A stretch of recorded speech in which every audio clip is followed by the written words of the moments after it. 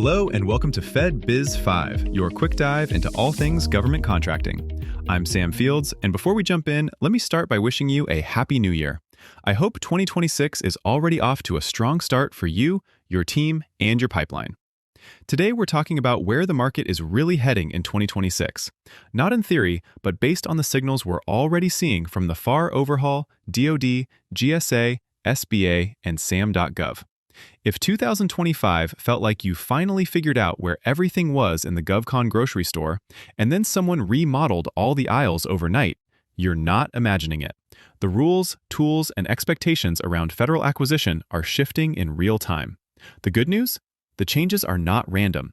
There are clear trends you can plan around. So in this episode, we're going to walk through 6 emerging trends small and mid-sized contractors should watch in 2026, what they mean if you're already in the game, and how to adjust your playbook so you're not caught flat-footed.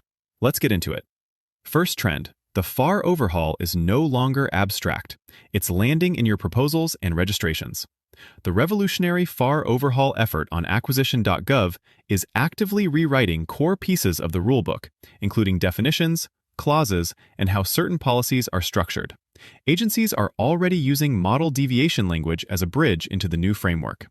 At the same time, SAM.gov has been very clear that changes to provisions, clauses, and representations and certifications under the FAR rewrite will flow directly into SAM workflows.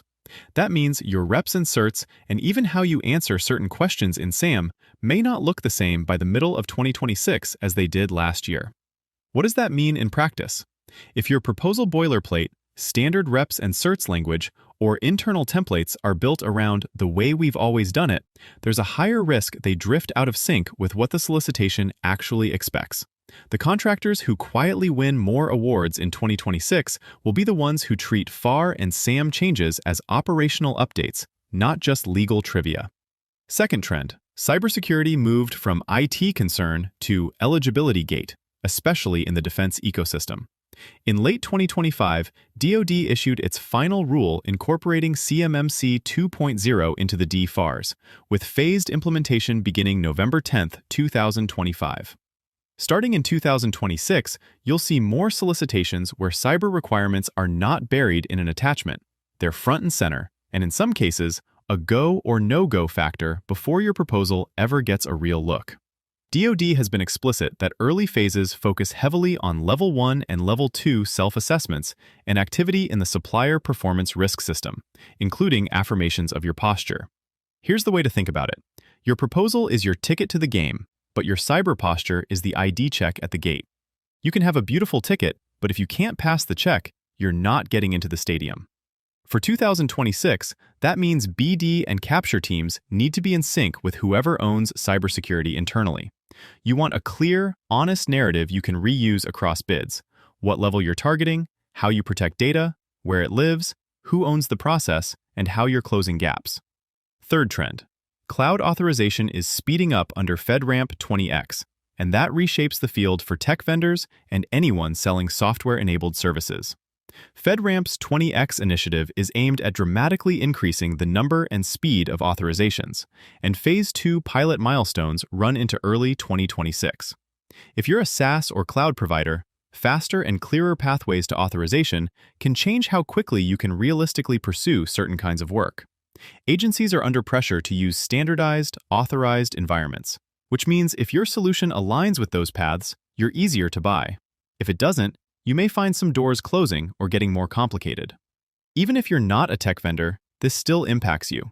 More requirements now assume data will live in a particular authorized environment, and that influences integration, security language, and how subcontractors are expected to behave.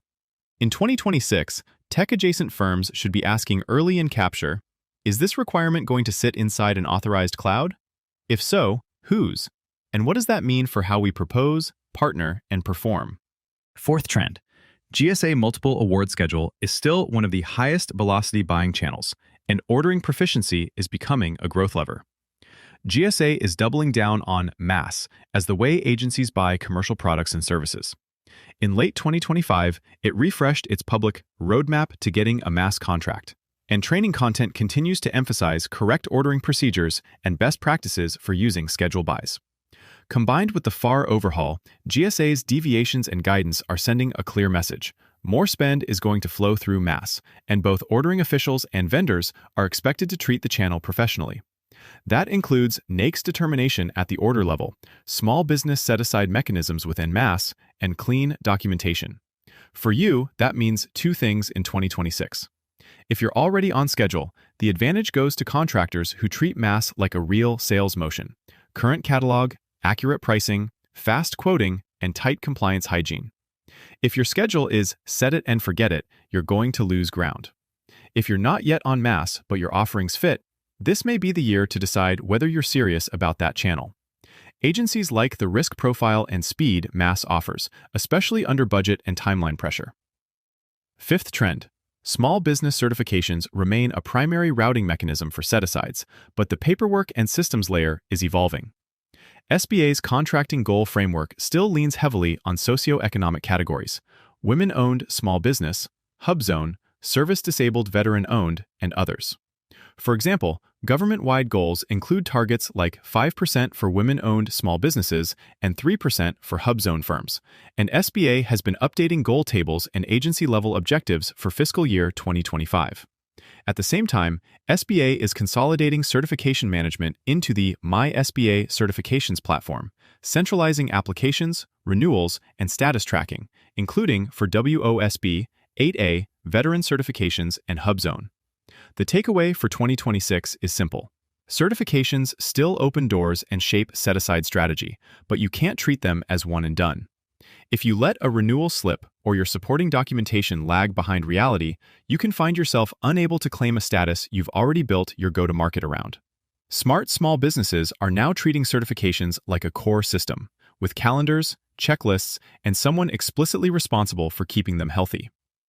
Sixth trend. SAM.gov is modernizing, and registration accuracy is becoming an even bigger performance factor. Over the last year, GSA has announced changes to the SAM entity registration experience to align with the FAR overhaul and to clean up how data is collected and retained.